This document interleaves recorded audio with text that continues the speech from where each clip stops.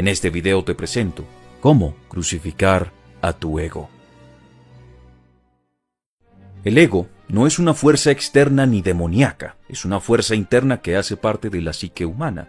Para descifrar cómo morir al ego, primero hay que entender ¿qué es el ego? Carl Jung, uno de los grandes exponentes del psicoanálisis, describe el ego como el lente a través del cual vemos el mundo. De acuerdo con este diagrama que explica brevemente la psique humana, el ego es el centro de la conciencia, mas no el centro del ser. Es aquel componente que se identifica con algo en concreto y formula una identidad. Por tanto, en cierta medida y en nuestra dimensión terrenal, el ego no es un enemigo per se. Tan solo es un mediador entre el mundo exterior y el mundo interior. El problema no es la existencia del ego, es más bien cuando deja de ser un mediador y se convierte en gobernador. Cuando el ego pretende convertirse en la totalidad del ser, ocurre lo que Carl Jung llamaba como la inflación del ego, la desmedida y descontrolada autoridad del ego en el individuo. Este es el verdadero enemigo. El ego surge en la etapa infantil y se desarrolla y solidifica en la adolescencia y a través de diferentes experiencias, dolencias y traumas. Por eso en la vida adulta resulta casi imposible despojarse de diversas conductas que parecen orgánicas al ser. La aversión al rechazo, el apego evitativo, los miedos irracionales, el miedo a la intimidad o las inseguridades, porque fueron mecanismos de defensa por los cuales el ego protegió la integridad psicológica del individuo. Una herida de abandono en la infancia fácilmente puede transformarse en la adultez en incapacidad de ser vulnerable en una relación. Es justamente en ese proceso de proteger la identidad o el yo que el ego encuentra un poder casi infinito. Entiende que el individuo obedece a todas sus demandas, necesidades y anhelos. Mejor no hablarle a esa chica para evitar ser rechazado. Mejor me quedo callado para no causar inconvenientes. Prefiero alejarme de esta persona antes de que me hagan daño. Gradualmente empieza a ser más que un protector, se convierte en un gobernador. Se abandonan los consejos y se empiezan a adoptar los mandamientos. Y es aquí cuando el ego se convierte simbólicamente en nuestro Señor, en el absoluto ente rector de nuestra vida. Y nosotros, ingenuamente, nos convertimos en sus siervos. No solo configuramos una identidad que proviene del ego, sino que alimentamos las narrativas que éste nos ofrece. El intelectual se somete a una búsqueda interminable de conocimiento y olvida la espontaneidad de la vida. El seductor se adentra en un camino donde se alimenta de validación y se olvida de encontrarse a sí mismo. El guerrero se inserta en el sendero del dolor y el sufrimiento para encontrar redención y se olvida de descansar su espíritu y relajar su cuerpo.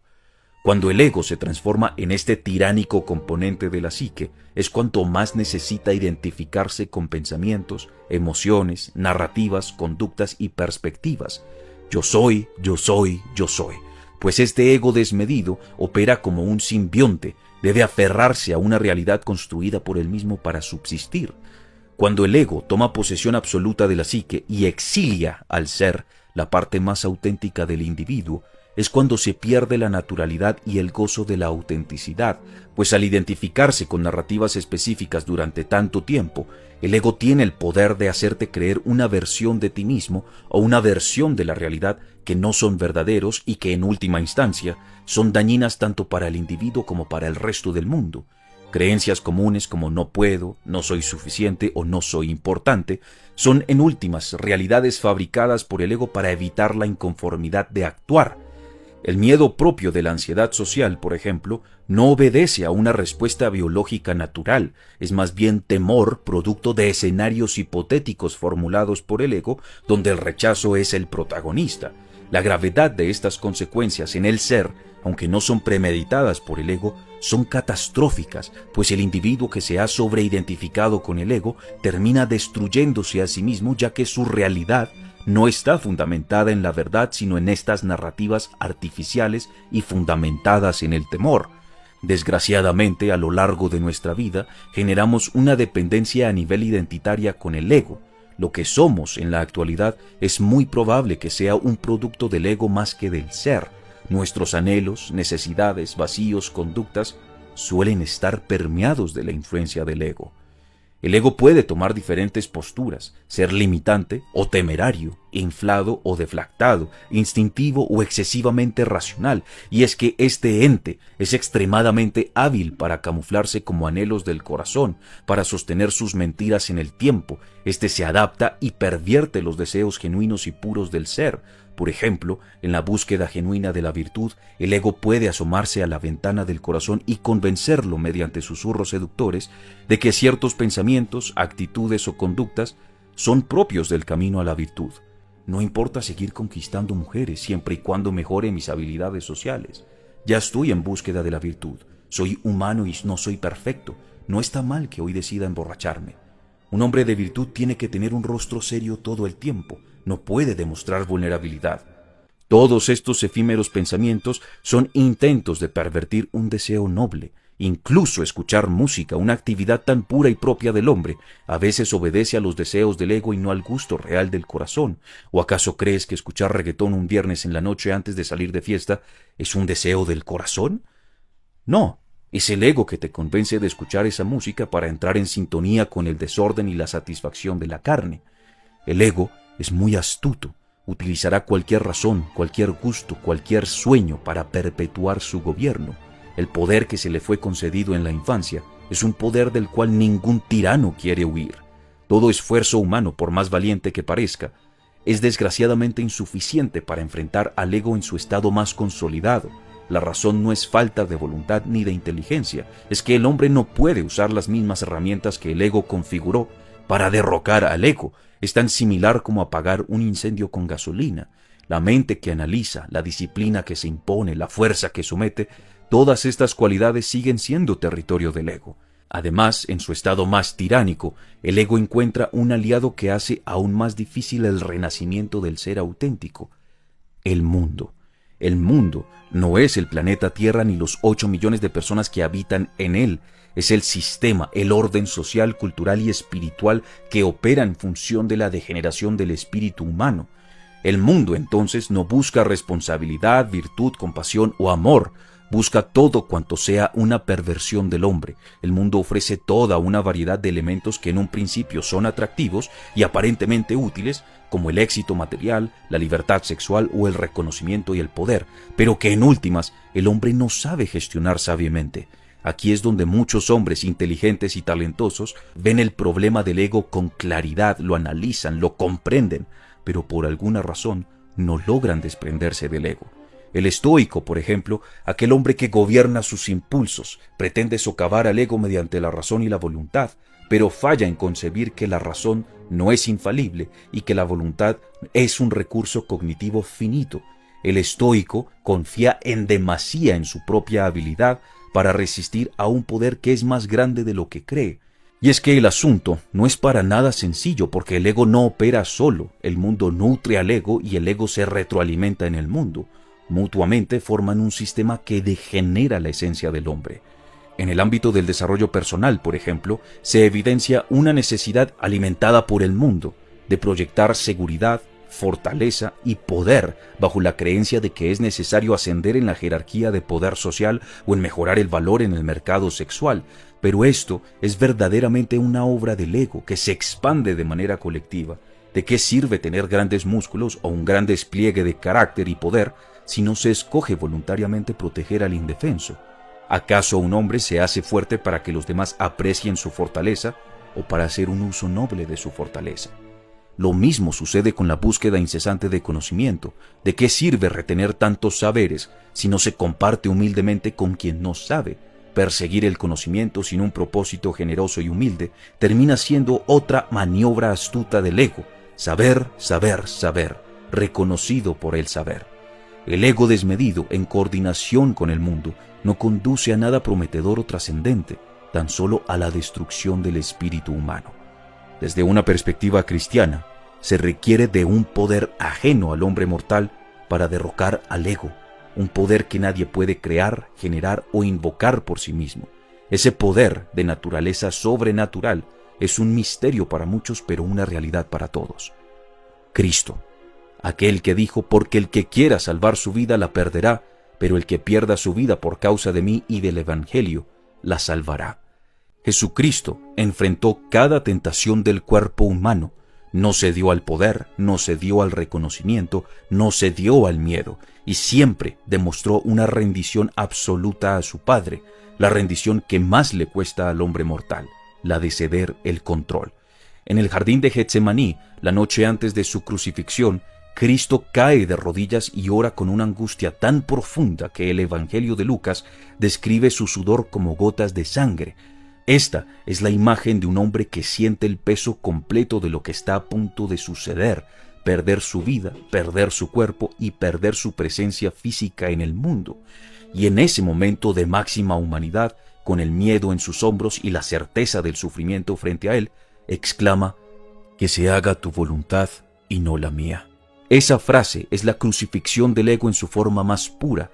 No es resignación, no es cobardía, es la elección consciente y voluntaria de subordinar la voluntad propia a algo más grande que uno mismo. Aún teniendo la naturaleza de Dios y el porte de un rey, Cristo no usó ese poder para evitar el dolor, lo atravesó y lo atravesó sometido a su Padre. Eso es exactamente lo que le cuesta más al hombre moderno, no el sacrificio físico, sino soltar el control, aceptar que no puede ser el eje central de su propia vida, que sus planes, su imagen, su seguridad no son el centro del universo. Getsemaní no solo es una escena de los evangelios, es el modelo más concreto que existe de lo que significa morir al ego en tiempo real, con un costo real y sin garantías de poder sobrevivir. Pablo afirma en el libro de Gálatas: «He sido crucificado con Cristo y ya no vivo yo, sino que Cristo vive en mí». Pablo no habla de una crucifixión física y literal como la de Jesucristo, más bien hace referencia a la muerte de su vida pasada, una vida donde el Señor no era Cristo, sino Él mismo, su ego. Y Pablo no era cualquier hombre, era ciudadano romano y erudito judío, dos etiquetas que en ese entonces eran propias de un hombre con poder. No solo hacía parte oficial del Imperio Romano, también tenía una voz importante en la comunidad religiosa. Pablo estaba decidido a erradicar con el hombre cristiano. Su sed por hacer la supuesta voluntad de Dios lo llevó de casa en casa buscando la cabeza de todo cristiano cuanto existiera. Pero esto cambia radicalmente cuando tiene su encuentro con Cristo. Deja de perseguir un fin que alimentaba a su ego, abandona sus viejos hábitos y creencias y es transformado en un hombre de aspiraciones, identidad y anhelos radicalmente diferentes. Hoy es conocido como uno de los pilares del Nuevo Testamento. Para morir al ego, entonces, hay que someterse a Cristo. No se puede servir a dos señores. O se siguen los mandamientos del ego tiránico, o se siguen los consejos de Cristo, pero ambos no pueden coexistir. Por un lado, el ego desea perpetuar su poder. Por el otro, Cristo no se impone, se debe escoger con voluntad y conciencia. El ego no puede sobrevivir sin un huésped, depende del individuo para existir. Cristo no. Él existe con o sin nosotros, no depende del ser y los cambios que logra realizar en el ser son por amor al ser, mas no por un intento de mantener el poder en la psique humana. Dice el carpintero: «Si alguno quiere venir en pos de mí, niéguese a sí mismo, tome su cruz y sígame». ¿Qué más puede significar tomar la cruz y negarse a sí mismo si no es el abandono del ego y de la vida antigua? Dice Pablo en su carta a los Corintios: «De modo que si alguno está en Cristo, nueva criatura es, las cosas viejas pasaron, he aquí, todas son hechas nuevas». Al morir al ego y al aceptar a Cristo, se renueva inevitablemente el pensamiento. Ya no se opera desde el vacío o desde el dolor, ahora se opera desde la pureza del corazón, aquella pureza con la que Dios nos imaginó antes de nuestro nacimiento. Donde antes había rencor, ahora hay perdón. Donde antes había dolor, ahora hay oportunidad. El hijo de padre autoritario y violento tiene ahora la oportunidad de romper el ciclo y no cometer los mismos errores de su padre. La hija abandonada emocionalmente ya no tiene que refugiarse en relaciones superficiales y carnales, pues su nueva identidad está en Cristo, no en su herida profunda. En el libro de Efesios, Pablo afirma, en cuanto a la pasada manera de vivir: «Despojaos del viejo hombre, que está viciado conforme a los deseos engañosos, y renovaos en el espíritu de vuestra mente. Vestíos del nuevo hombre, creado según Dios en la justicia y santidad de la verdad». La invitación es más que clara. despojarse del viejo hombre que vive en deseos engañosos. El ego tiránico es ese viejo hombre, autoritario, manipulador, engañoso y superficial. Al construir una identidad en Cristo, el individuo empieza a abandonar los vicios que antes parecían agradables escapes de realidad. Ya no busca uno de los alimentos favoritos del ego, el valor en la opinión externa, pues reconoce que esa opinión no es objetiva, ni mucho menos fundamentada en la verdad, como sí ocurre con Cristo. Cristo no te obliga o persuade a tener el cabello largo o corto, a lucir rudo o manso, a ser percibido como un estratega o un intelectual. En Cristo, estas cuestiones egoicas son irrelevantes, pues lo elemental es la congruencia entre la pureza del corazón y la practicidad de la voluntad, el obrar en virtud. Al seguir a Cristo, lo que una vez concebimos en nosotros como verdadero, queda iluminado por su luz y nos damos cuenta de que no era natural ni sano. Las creencias, las promesas, las limitaciones que una vez interiorizamos son derrumbadas sin misericordia, pues al reconocer la influencia del ego en nuestra historia de vida, el individuo tiene la oportunidad de enfrentarse con la verdad y escoger la libertad, pues como bien decía el versículo, la verdad los hará libres. El individuo se encuentra entonces en la posición de abandonar su vieja vida y encaminarse a la verdad, o de perpetuar su vieja vida a través de máscaras e ilusiones. De escoger una nueva vida, lo que creemos que es importante para el mundo es relegado a un segundo o tercer plano, pues de nada sirve parecer importante, carismático o intelectual si cada noche se degenera el espíritu cediendo a las más perversas pasiones. ¿De qué sirve mostrar liderazgo y competencia si el alma está manchada de corrupción y mentiras? ¿De qué sirve aparentar empatía y humildad si el corazón está permeado de envidia y venganza? Por eso decía el mismo Jesús de Nazaret, ¿de qué le sirve al hombre ganar al mundo si pierde su alma en el proceso? Cristo dice ser el camino porque el morir al ego y seguir a Cristo es un proceso, no ocurre en un retiro espiritual ni en una decisión de año nuevo. Es un camino que se recorre con los pies en la tierra, a pasos humanos, lentos, inseguros, inciertos. Nadie entra en este camino con absoluta certeza o con toda incógnita resuelta, pues es justamente en el camino donde más se aprende, donde la vieja vida muere y donde la nueva identidad emerge. Es un camino que no promete comodidad, pero que asegura dirección. Cristo dice ser la verdad porque en ese camino se nos revela progresivamente lo que antes se ignoraba neciamente. Descubrimos nuestra propia realidad y nuestras propias falsedades, y a veces esa realidad es una miseria, pues ha sido construida a partir de falsas creencias y mentiras limitantes.